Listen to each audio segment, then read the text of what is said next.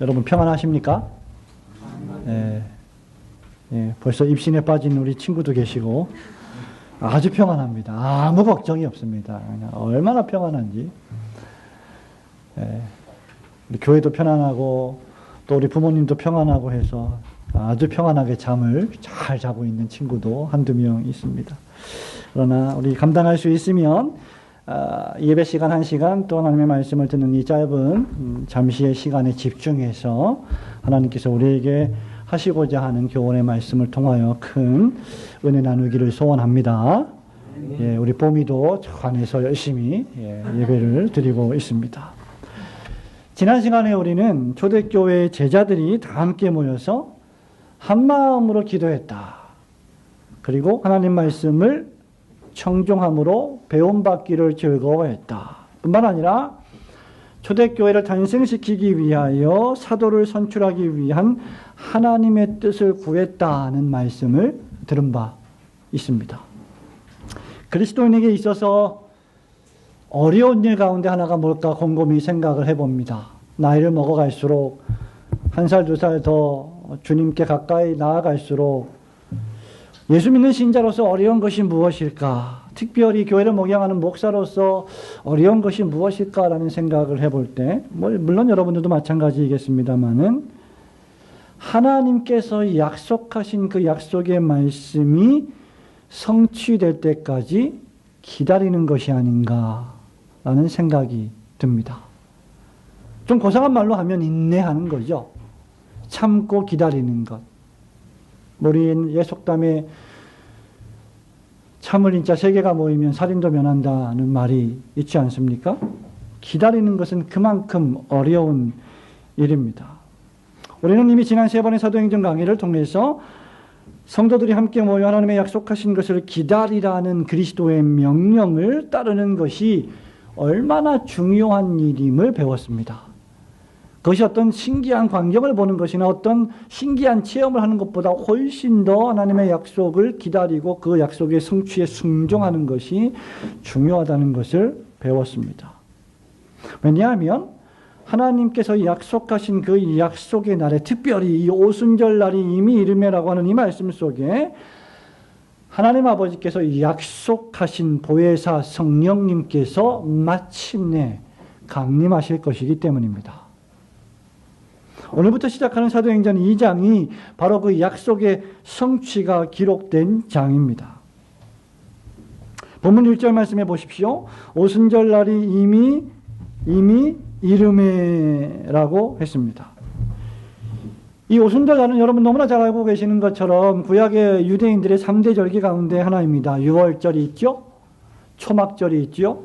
그리고 오순절입니다. 이 오순절은 추수절, 맥추절 또는 칠칠절이라고도 불리는 절기 가운데 하나이죠. 쉽게 말하면 이날은 구약의 추수감사절기였습니다. 유대인들은 이날에 하나님께서 베푸신 이른비와 늦은비, 특별히 이른비를 통해서 거둔 수확에 대하여 하나님 감사합니다 라는 제사를 올렸던 절기입니다. 6월절이 지나고 난 7주 후, 그러니 49일이 지난 그 다음 날 50일째 되는 날이 바로 오순절 날입니다.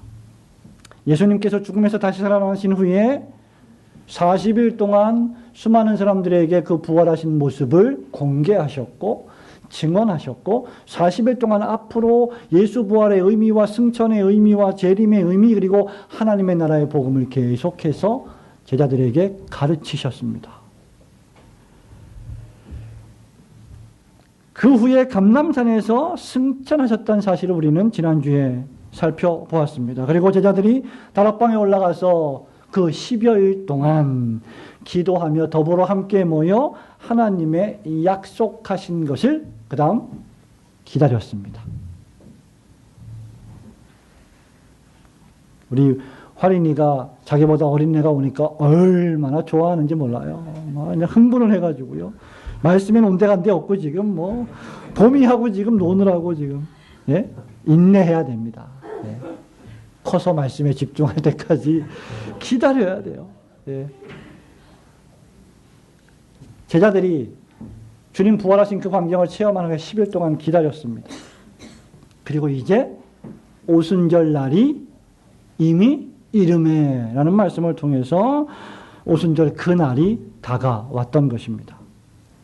오늘 오후에는 오순절 그날에 어떤 일이 벌어졌고 어떤 결과가 발생했는지를 살펴보면서 이 본문의 말씀을 통해서 무슨 일이 벌어졌고 어떤 결과가 발생했는지, 그것이 나에게 오늘 21세기를 살아가는 우리에게 무슨 의미가 있는지를 한번 살펴보면서 은혜 받기를 소원합니다.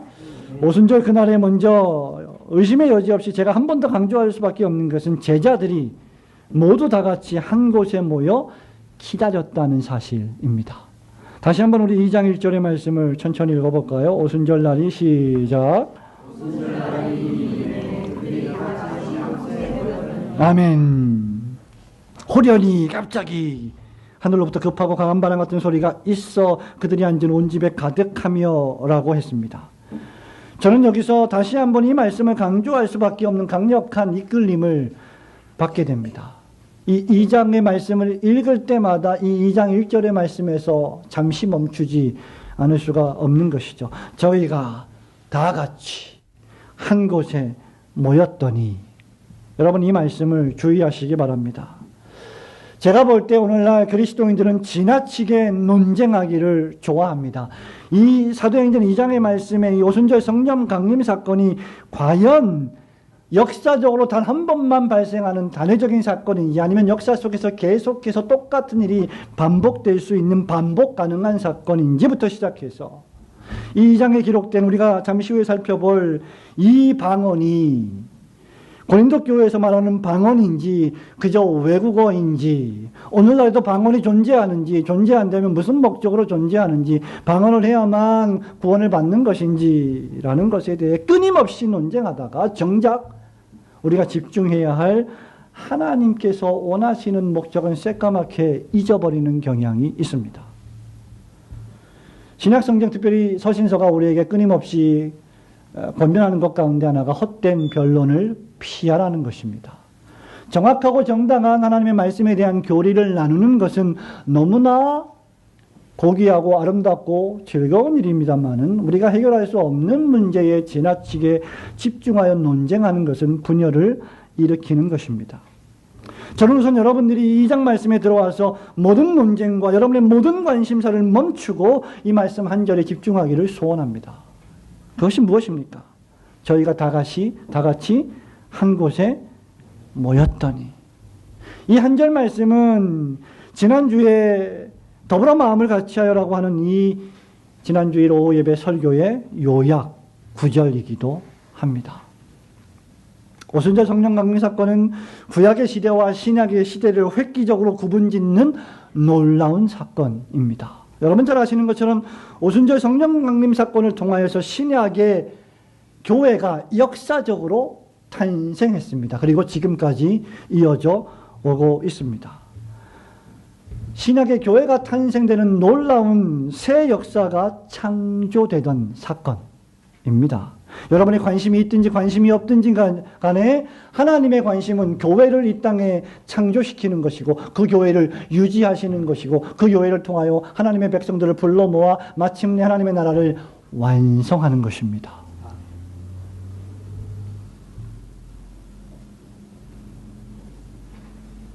그래서 오순절 날이 이르메라고 할 때 여기 이르메라고 하는 헬라어 원어는 완전히 성취됨이라는 뜻입니다.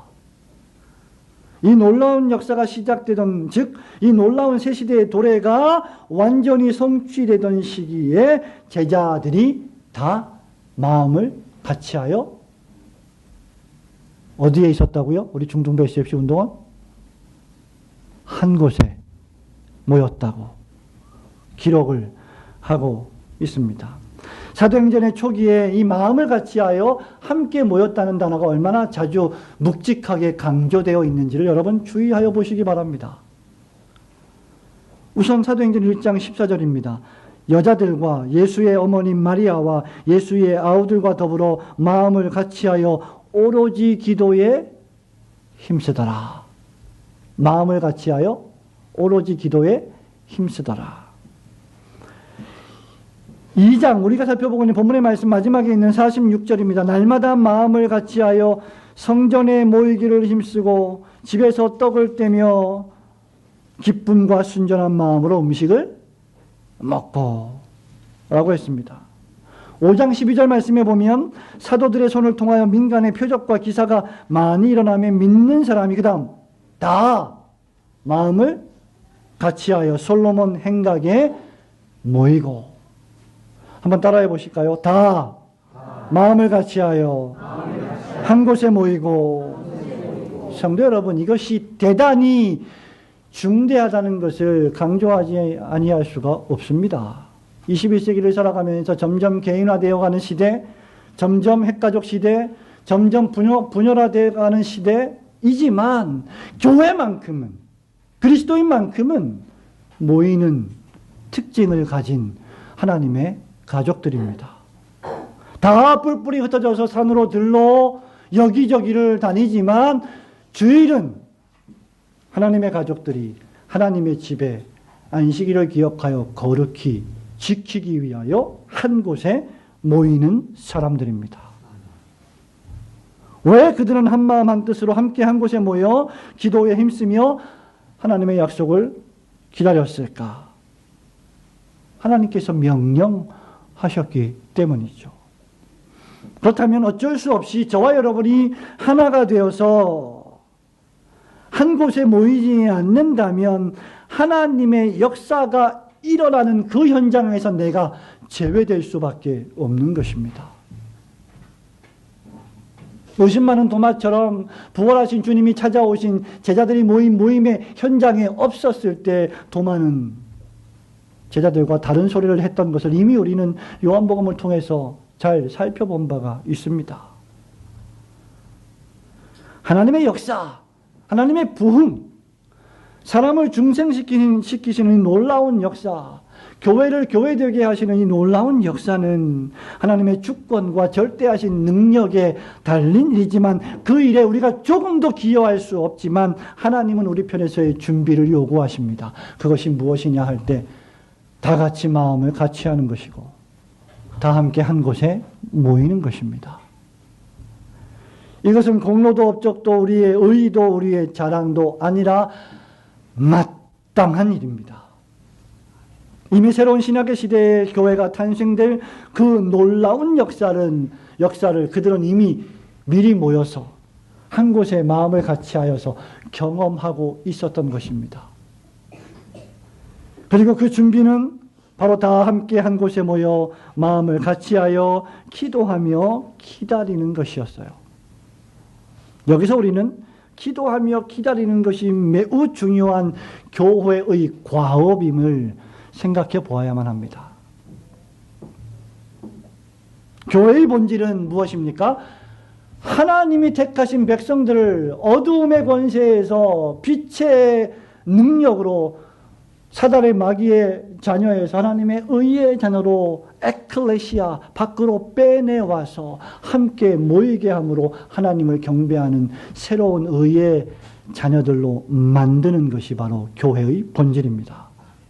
그래서 교회의 본질은 함께 모여 기도하는 것이며 하나님을 경배하고 예배하며 섬기는 하나님의 백성의 모임입니다. 교회의 그 어떤 사업보다도 가장 중대한 사업이 있다면 하나님을 섬기며 예배하는 것입니다.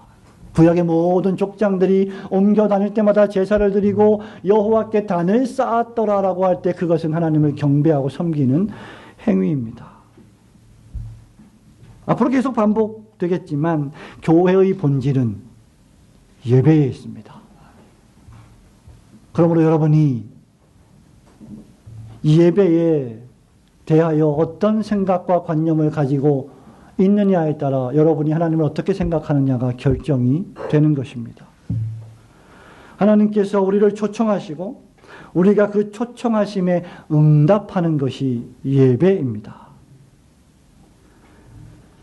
그리고 오늘 본문에서 초대교회는 한 마음으로 다 같이 한 곳에 모여 하나님을 경배하며 기도했습니다. 하나님을 경배하고 섬기는 예배야말로 교회의 가장 크고도 중요하고도 기묘한 사업이요 전부라고 말할 수 있습니다. 예배하지 않으면서 다른 사업을 한다, 있을 수 없는 일입니다. 하나님의 백성들이 하나님을 예배하는 일에 소홀히 하면서 다른 많은 업적을 만든다 한들, 성취한다 한들 그것이 하나님 앞에 무슨 유익이 되겠습니까? 그 무엇도 이것을 우선할 수 없어요. 하나님의 백성들과 함께 한 마음으로 함께 모여 하나님을 예배하는 것을 여러분의 삶의 가장 우선순위에 정해놓아야 합니다. 모세처럼 바로의 공주의 아들이라고 칭함을 받으면서 온갖 쾌락을 다 누리는 것보다 하나님의 백성과 함께 고난받는 것을 더 큰 즐거움으로 여겼더라. 그것이 바로 신약의 신자들이 취해야 할 자세입니다. 누가복음 11장 23절에서 예수님이 이렇게 말씀하시죠. 나와 함께하지 아니하는 자는 나를 반대하는 자요 나와 함께 모으지 아니하는 자는 해치는 자니라. 예수님은요 늘 제자들과 함께 다니셨습니다. 늘 제자들을 곁에 두고 가르치셨습니다. 교회라고 하는 뜻이 무엇일까요? 교회는 가르침을 받는 모임의 공동체입니다. 하나님의 말씀에 가르침을 받는 모임이 교회입니다. 교회는 그래서 그저 사교 집단이 아니요 그저 로터리 클럽의 회원으로 가입하는 것이 아닙니다. 하나님의 백성들은 함께 모여 하나님을 예배하고 함께 모여 기도하고 함께 모여 찬양하고 함께 모여 하나님의 진리의 말씀을 공부할 때가 가장 행복해야 합니다. 목사님, 그건 목사님이 성경을 좋아하고 목사님이 설교를 맨날 해야 되고 목사님 맨날 책과 싸워야 되고 씨름하고 해야 되니까 그래서 좋아하는 거 아닙니까? 라고 말씀하실지 모르겠지만 결코 그렇지 않습니다. 중생받은 참신자의 특징 가운데 하나는 진리를 사모하는 것입니다. 그래서 칼빈은 교회를 가리켜 그리스도의 학교라고까지 말을 했던 것입니다. 다시 한번 이 말씀을 통해서 우리 초대교회 성도들이 그러했던 것처럼 마음을 같이하여 함께 올곧은 교회에 모이기를 힘쓰시는 성도들이 되시기를 주님의 이름으로 축원합니다. 아멘. 이어지는 말씀은 함께 모여서 오순절날이 이름에 어떤 일이 벌어졌는지를 충격적으로 진술하고 있습니다. 그것은 바로 함께 모인 모든 성도들이 한 명도 예외 없이 120명 전부가 다 하늘로부터 임하는 성령의 충만한 세례를 받았다는 사실입니다. 자, 우리 다 함께 2절, 3절, 4절 한 번 더 읽어보겠습니다. 호련히 시작.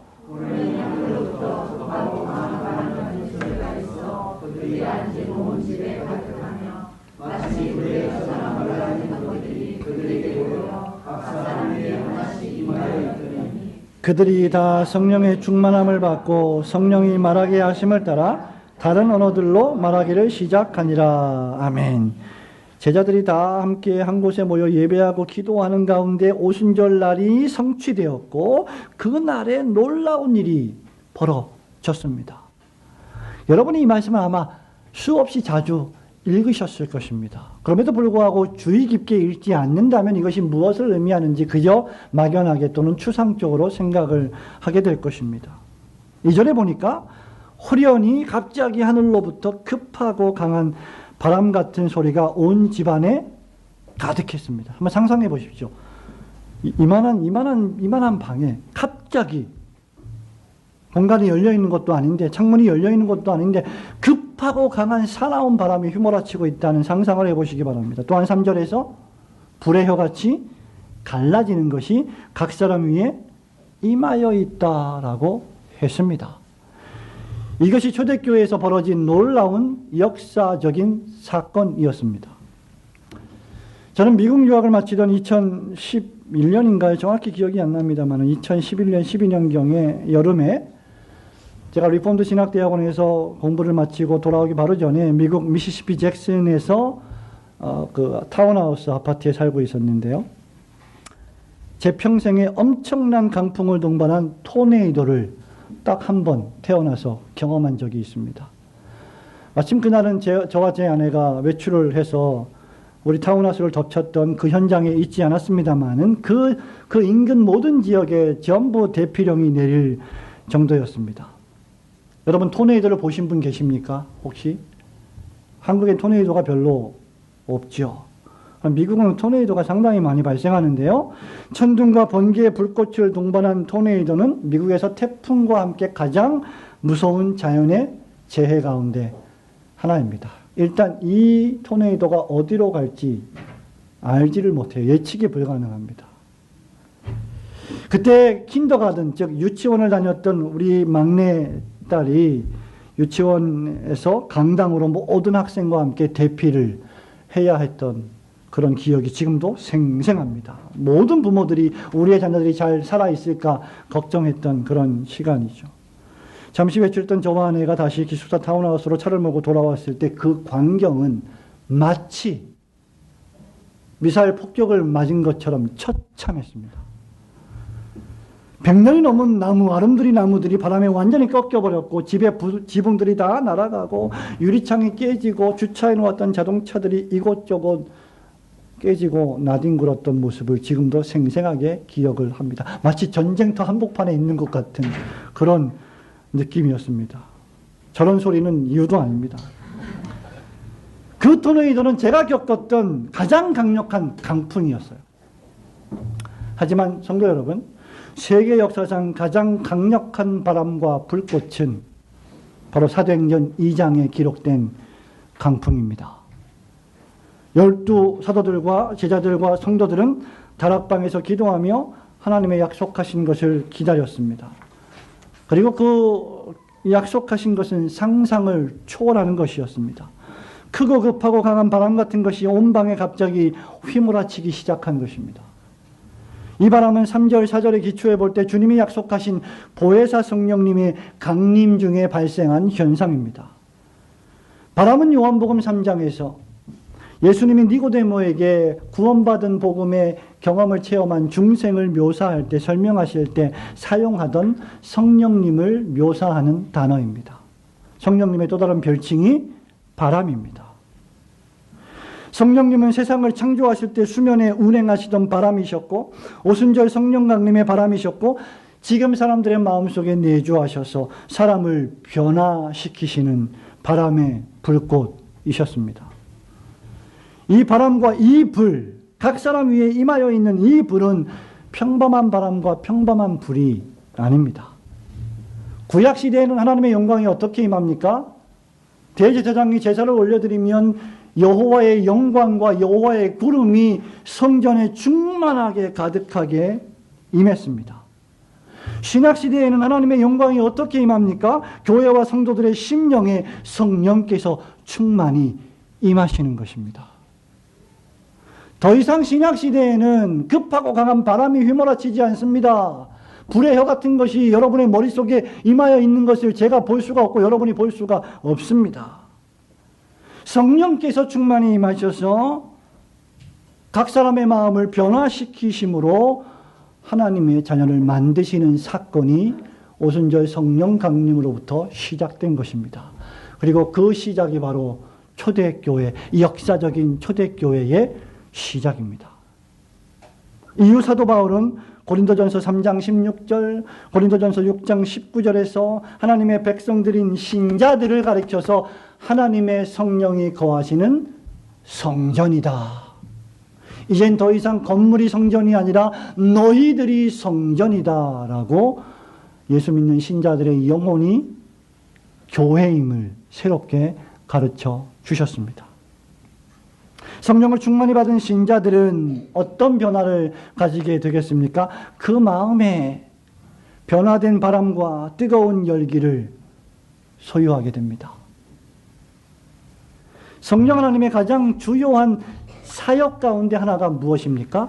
하나님의 말씀을 여러분들의 지성에, 여러분들의 감정에, 여러분들의 의지에, 여러분들의 전 인격에 적용시켜 주시기 위하여 여러분의 어두운 지성을 밝게 비추어 주시는 역할을 성령께서 하십니다. 여러분, 예수 그리스도가 여러분의 구세주임을 믿으십니까? 여러분이 여러분의 죄인임을 고백하십니까? 여러분은 하나님의 나라가 있음을 굳게 믿으십니까? 그 모든 것들을 어떻게 알게 되었습니까? 성령께서 여러분의 어두운 지성을 비추어 밝게 해 주셨기 때문입니다. 마치 캄캄한 방에 형광들을 켜서 밝게 보여주시듯이 어둡고 차갑고 칙칙한 우리의 마음과 지성에 따뜻한 불빛을 비추어 주시는 것입니다.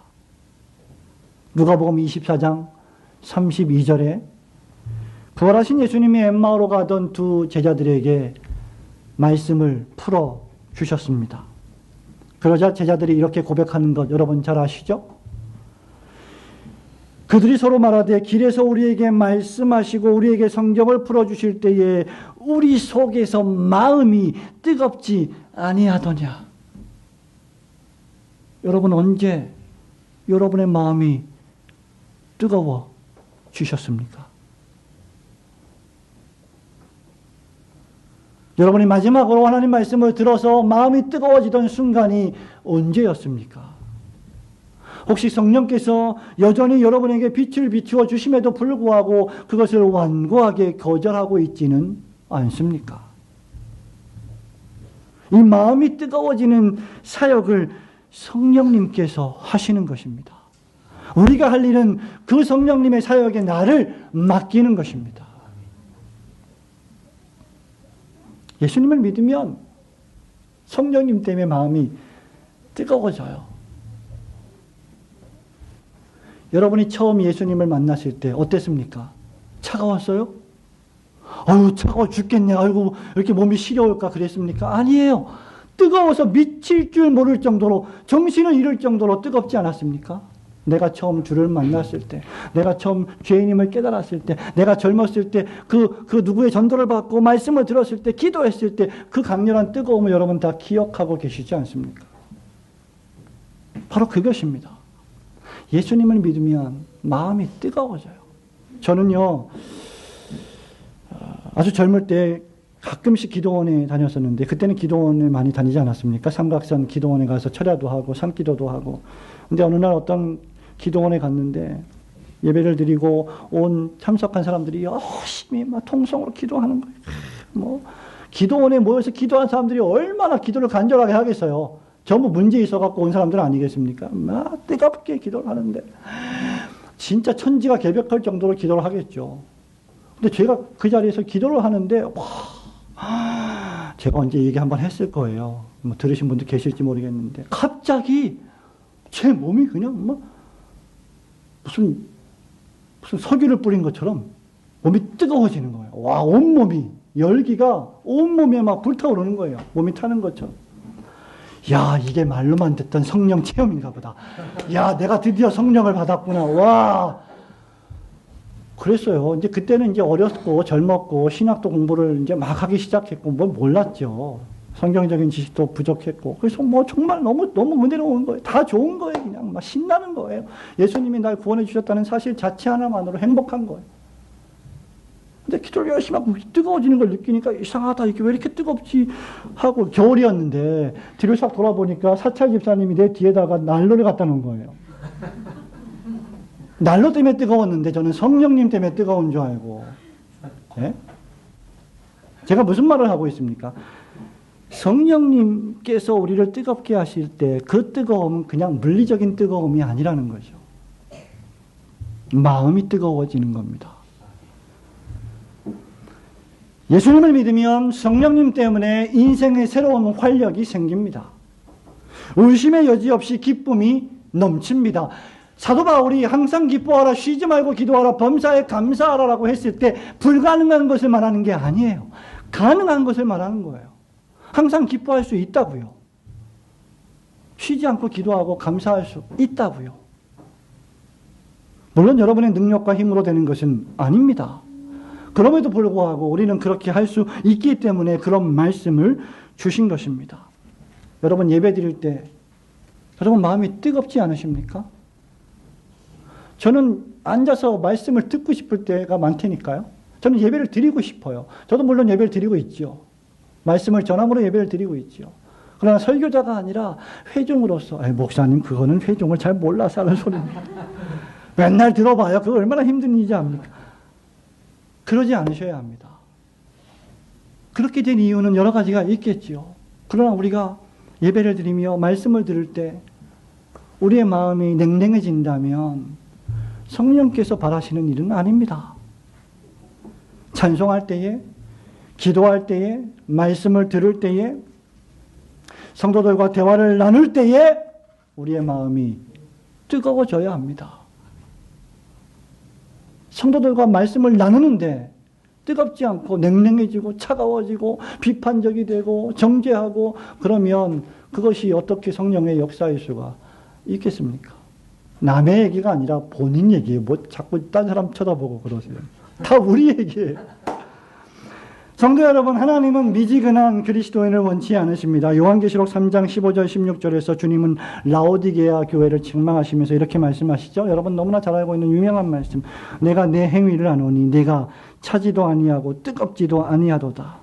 네가 차든지 뜨겁든지 하기를 원하노라. 제가 보면 예수님은 쿨한 분인 것 같아요. 분명하잖아요. 차든지 덥든지 해라. 애매하게 하지 말고. 내가 이같이 미지근하여 뜨겁지도 아니하고 차지도 아니하니 내 입에서 너를 토하여 버리리라. 교회를 향해서 하시는 말씀이에요. 불신자를 향하여 하는 말씀 아닙니다. 세속국가를 향해서 하는 말이 아니에요. 우리에게 한 말씀입니다. 성령께서는 급하고 강한 바람처럼 불의 여같이 갈라지는 빛처럼 초대교회에 임하셨습니다. 아무리 수백 명, 수천 명, 수만 명이 모인다 할지라도 성령의 빛처럼 불처럼 임하시는 이 뜨거움이 없다면 그것을 교회라고 할 수가 있겠습니까? 성령의 이 세례는 특별한 한두 사람이 받는 것이 아니라 거기 모인 모든 사람이 받는 것이었습니다. 모든 성도를 위한 세례입니다. 이 성령의 세례는 초대교회를 강력하게 탄생시키기 위한 하나님의 구속 역사의 섭리이셨습니다. 그리고 그 결과 올고든 교회가 여기까지, 올고든 교회까지 이어지고 있는 것입니다. 오순절 성령 강림 사건은 새언약의 시대에 교회가 탄생되는 의미에서 역사적 단 한 번만 발생했던 놀라운 사건입니다. 그러나 이후에 성령님은 계속해서 신자에게 내주하셔서 충만을 공급해 주십니다. 어떻게 말입니까? 예배를 통하여, 말씀 들음을 통하여, 말씀 읽음을 통하여, 기도하고 찬송함을 통하여 그렇게 하십니다. 그러므로 지난주에 말씀드렸던 것처럼 이 벽난로의 불타는 장작더미에서 떨어져 나가지 않기를 소원합니다. 우리 교회 1년 6개월 동안 출석하던 가정을 여러분 잘 아실 겁니다. 1년 6개월 동안 출석하면서 그동안 우리 교회에 식사를 하고 우리 교회에 등록을 하겠다고 여러 차례 목사에게 말을 했습니다. 그러나 여전히 그들은 1년 6개월 동안 주일 오전 예배를 드리고 갑니다. 목사가 3차례 4차례 만나고 2달 전에 한 번 더 만나 권면했습니다. 형제님은 개혁신학을 공부하고 개혁신학을 좋아하고 개혁주의 목사님 밑에서 신앙생활했고 훈련을 받았습니다. 그러면 이제 교회가 무엇인지, 교회의 직분이 무엇인지, 교회를 어떻게 섬겨야 하는지 누구보다도 잘 알지 않겠습니까? 그러면 교회를 등록해서 함께 그리스도의 몸된 교회를 세워가야 하지 않겠습니까? 라고 권면했습니다. 물론 여러 가지 이유가 있습니다. 등록하지 못하는 나름대로의 이유가 있습니다. 그 후 한 달 동안 그 형제는, 그 자매는 교회를 출석하고 있지 않습니다. 저는 그 형제 자매를 비난하고 싶은 생각은 추호도 없습니다. 그러나 장작더미에서 떨어져 나간다면 교회가 출교하지 않더라도 스스로 본인들이 교회에서 멀어지게 되는 일들을 스스로 감행하는 것입니다. 그런 의미에서 가나안 교회는 절대 성경적이지 않은 것입니다. 그것이 오늘날 우리가 살아가고 있는 시대의 풍조입니다. 그래서 목회자는 어쩔 수 없이 그와 반대되는 이야기를 할 수밖에 없는 것이고 그 말을 할 때 일부 성도들은 마음의 상처를 받기도 하는 것입니다. 내가 차든지 뜨겁든지 차지도 아니하고 뜨겁지도 아니하면 내가 너를 토하여 버리리라. 우리 주님이 말씀하셨습니다. 성령님은 신자에게 내주하셔서 계속하여 성령 충만함을 공급해 주시는데, 그렇다면 그 성령 충만함은 하나님의 나라와 주님의 몸된 교회를 협력하여 세워가는 일에 있어야 하는 것입니다. 초대교회를 탄생시키시고 오늘날 신자 안에 내주하셔서 성령의 충만을 공급받게 하시는 성령님으로 더욱 충만하고 밝고 뜨거운 성도들이 되시기를 주님의 이름으로 축원합니다. 아멘. 마지막으로 여러분들이 주목하기를 원하는 부분은 바로 여기 모인 사람들의 국적과 그들이 한 말의 내용이 주는 교훈입니다. 그것은 이것입니다. 바로 그들은 각기 다른 나라 사람들이었지만 모두가 다 하나님의 큰 일을 말했습니다. 자, 8절부터 11절 말씀 함께 읽어볼까요? 우리 각 사람이 시작. 우리가 우리 각 사람이 나누어 자원으로 듣게 된 것을 주제입니다. 우리는 바레인과 메대인과 엘람과 또 메소포타미아, 유대와 갑바도기아, 본도와 프루기아와 밤빌리아와 애국과 및 그리스에 가까운 이리아 여러 지방에 사는 사람들과 로마로부터 온 나라의 유대인과 유대계로 사람들과 그레데인과 아라비아인과 우리가 다 우리의 각 언어로 하나님의 큰 일을 말함을 듣는도다 하고 다 놀라며 당황하여 서로 이르되 이 어찌 된 일이냐 하며 또 어떤 일은 조동하여 이르되 그들이 세술에 취하였다 하더라. 본문 말씀에 보면 15개 나라에서 온 신자들의 목록이 나옵니다. 동서남북 모든 곳에서 모여들었습니다. 가깝게는 유대 지역이고요. 멀게는 바울이 신앙생활 얼마 하지 못한, 또 교회가 태동된 지가 얼마 안 된 로마 교회에 보낸 편지, 로마서 기억하시죠? 그곳에서 온 사람들도 찾아왔습니다. 대륙에서도 왔고 섬에서도 바다를 건너 왔습니다. 그야말로 5절 말씀처럼 여기 모인 사람들은 경건한 유대인들로서 천하 각국으로부터 모여든 것입니다. 이 천하 각국의 모든 나라와 족속의 목록들은 교회의 탄생을 통해 복음이 유대와 사마리아와 땅끝까지 이르게 될 놀라운 시대가 시작되었음을 보여주는 전조입니다. 또 하나 4절, 6절, 8절, 11절에 걸쳐서 무려 4번씩이나 이들은 각기 성령의 충만함을 받아 말하기를 시작했는데 누구 나라의 방언으로 말했습니까? 각기 자기 나라의 방언으로 말하기 시작했습니다. 이것은 통역이 없으면 서로가 알아듣기 어려운 다른 나라의 방언들입니다. 그런데 놀라운 것은 그들이 모두가 다 이 120명의 제자들이 각기 다른 방언의 말들을 서로 다 알아들었다는 것입니다. 놀랍게도 그들이 한 말은 그들의 출신 나라의 언어였지만 다른 사람들은 모두 다 그 말을 알아들었습니다. 그들은 아람어로 말했고요, 헬라어로 말했고요, 히브리어로 말했고 라틴어로 말했습니다. 그 밖에 여러 다른 나라의 국가의 언어로 말을 했습니다. 그러나 8절 11절에 보니까 그들은 모두 각기 다른 사람들의 말을 자기 나라의 언어로 듣게 된 것입니다. 성령이 하시는 일입니다. 그래서 어떤 이들은 11절 12절에 보니까 이 사람들이 세술에 취한 것이 아니냐라고 의심하기도 했던 것입니다. 여러분, 이 사건은 오순절날에 보혜사 성령님이 임하셨다고 하는 놀라운 눈에 보이는 가시적인 표적이요 증거입니다. 이게 증거라는 거죠. 성령님이 임한 증거. 하나님은 당신을 대적하는 바벨탑을 무너뜨리기 위해서 언어를 혼잡하게 만드신 분이시지만 지금 예루살렘에서는 무슨 일을 하고 계십니까? 각기 혼잡된 그 언어가 다 한 가지로 통일돼서 다 한 언어로 알아들을 수 있게 하시는 놀라운 역사를 하고 계신다는 것이죠. 성령님을 통하여서 각기 다른 언어를 통해서 동일한 메시지를 주셨습니다. 또 하나 놀라운 사실은 바로 이들 15나라에서 온 경건한 성도들이 한 말의 내용에 있었어요. 그들이 무슨 말을 했습니까? 2장 11절에 그레데인과 아라비아인들이라 우리가 다 우리의 각 언어로 하나님의 큰 일을 말함을 듣는도다. 믿으시기를 축원합니다. 이들은 하나님의 큰 일을 말했습니다.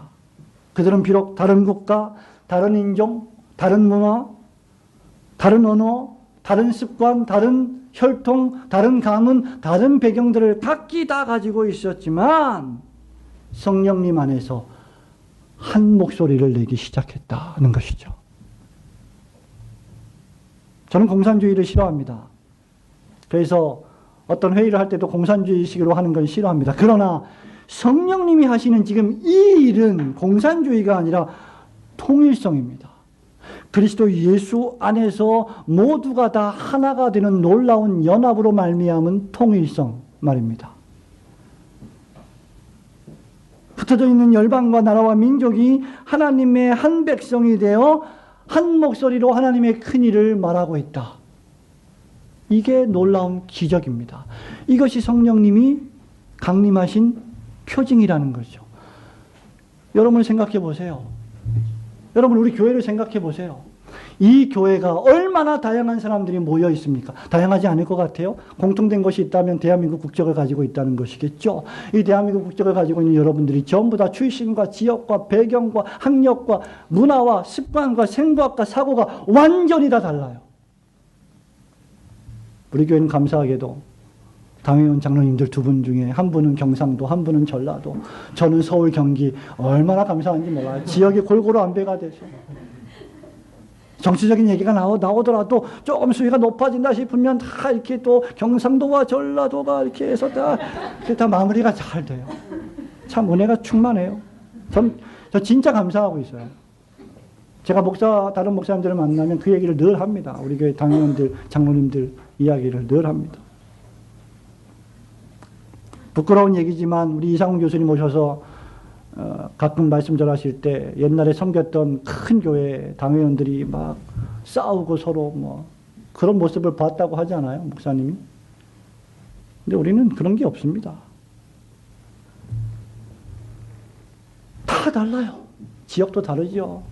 오늘 새로 오신 가정, 오전에 새로 오신 가정, 뭐 대화를 나누는데 뭐 경상도 사투리가 나오고 출신이 부산이에요. 근데 부산이 아닌 것 같고 옆에 우리 장로님이 들어보시니까 당신 고향 언어 똑같아요. 저는 모르겠는데 진해 쪽에 그런 언어인 것 같다고 하시더라고요. 기가 막히게 또 아시더라고요. 다 달라요. 각기 다 다른데 120명이 각기 다 다른 사람들이 모여서 성령의 충만을 받아 한 목소리로 하나의 메시지를 던지고 있다는 것. 이것이야말로 기적이 아닙니까? 여러분 바벨탑 때문에 언어가 혼잡하게 되었고 민족들이 나뉘었습니다. 그런데 이제 예루살렘에서 성령의 충만을 받은 열방과 나라와 족속과 백성과 민족과 언어들이 그리스도 안에서 하나가 되었고 하나가 되어가고 있고 마침내 하나가 될 것입니다. 잠시 잠깐 오면 오실 그분이 오셔서 우리를 더 이상 이 연약하고 유한한 삶 속에서 남겨두지 아니하시고 하나님의 나라에 들으실 날이 올 것입니다. 그때까지 우리는 한 목소리를 내는 거예요. 무슨 한 목소리 말입니까? 예수 그리스도와 그분의 십자가에 못 박히신 것 외에는 우리가 아무것도 알지 아니하기로 작정하였노라. 그것입니다. 그것이 교회가 외칠 한 목소리입니다. 성도 여러분, 신자는 적어도 중생받은 신자라고 한다면, 믿음이 있는 신자라고 한다면 바로 이 하나님의 큰 일을 보아야 합니다. 바로 이 하나님의 큰 일 때문에 성도들은 마음을 같이하여 사도의 가르침을 받으며 교제하며 기도하기를 힘썼습니다. 모든 물건을 서로 통용하고 통 크게 자기 물질과 소유를 팔아서 각 사람에게 나누어 줍니다. 지난 주일날 우리 아이들이 수시로, 우리 아이들은 얼마나 자유로운지요, 수시로. 오늘은 이렇게 설교하다가 다른 얘기를 많이 하는지 모르겠지만 필요하니까 하는 것 같아요. 수시로 목양실에 들어와요. 우리 목양실 우리 아이들 놀이터예요. 감사해요. 그래서. 근데 저 탕비실에도 갑니다. 탕비실에 가면 여러분이 늘 좋아하시는 거 하나 있죠? 냉장고. 냉장고를 항상 열어요. 뭐가 있는지 보는 거예요, 뭐가. 집에 열면 맨날 뭐가 있으니까. 풍성하게 부모님이 채워놓으니까. 교회도 그런 줄 알고 열면은 있어야 되는 거예요. 뭐가 하여튼 뭔지 모르겠지만 있어야 돼요. 열었는데 이제 없었어요, 지난 주일날. 그러니까 실망해가지고. 이러고 나오는 거예요. 그랬더니 우리 교회 어떤 성도님 한 분이 그걸 보더니 냉동실에다가 아이스크림을 탁 주일이 오기 전에 채워 놓으시는 거. 여러분, 성령 충만이 뭡니까? 거창하게 이야기하지 마세요. 그게 성령 충만이에요. 그게 마음이 뜨거운 거예요. 집사님, 저 마트 한번 가야 되지 않겠어요? 이렇게 두들기면 같이 가주는 게 성령 충만이에요. 참, 통 크게 자신의 물질을, 자신의 소유를 팔아서 사람들의 필요에 따라 나눠주는 것. 그 결과 교회 안에 지속적인 기쁨이 충만하고 하나님을 찬미하며 날마다 교회의 사람들이 늘어나는 놀라운 사건이 벌어지는 것입니다. 이게 교회입니다. 우리 모두가 다 각기 다른 사람들이지만 예수 그리스도를 믿는 믿음 안에서 하나가 되어 하나님의 큰 복음의 일을 전하고 나누는 성도들이 되시기를 축원합니다. 성도 여러분, 말씀을 맺습니다. 오순절 날은 전무후무한 이 역사적인 날이었습니다. 이 날의 제자들은 성령 세례를 받아 성령의 충만한 자들이 되었습니다. 그렇다면 의심의 여지 없이 저와 여러분들도 성령님의 사람들이 되어야 합니다. 그것은 아들의 사람이 되어야 한다는 뜻입니다. 독생자이신 예수 그리스도의 사람이어야 하고 성부 하나님이신 아버지의 사람들이어야 합니다. 성도는 아버지 하나님과 아들이신 예수 그리스도 하나님과 성령이신 하나님의 사람이어야 합니다. 성부와 성자와 성령 하나님은 사랑과 진리 가운데 교제하시는 분이십니다. 기독교의 하나님과 이슬람교의 하나님이 다른 점이 무엇입니까? 기독교의 하나님은 삼위오 일체이신 하나님으로서 이슬람의 신처럼 외로운 분이 아니십니다. 그분은 교제하시는 분이시요, 사랑하는 분이시요, 나누시는 분이십니다. 하나님은 따뜻한 사랑과 교제의 하나님이십니다. 그렇다면 성도들 역시 따뜻한 사랑과 교제의 성도이어야 합니다. 그렇게 하기 위해서는 여러분들이 산으로 들러 나가시기 전에 먼저 할 일이 있습니다. 그것이 바로 마음을 같이하여 한 곳에 모여야 합니다. 안식일을 기억하여 거룩히 지키기를 정해야 합니다. 여호와 하나님 외에는 다른 신을 내 앞에 두지 않기로 결단해야 합니다. 여러분뿐만 아니라 여러분 자녀들도 그렇게 만드셔야 합니다. 성령님의 충만을 구해야 합니다. 하나님의 말씀을 통하여 하나님의 큰 일에 대해 배우고 그것을 전하십시오.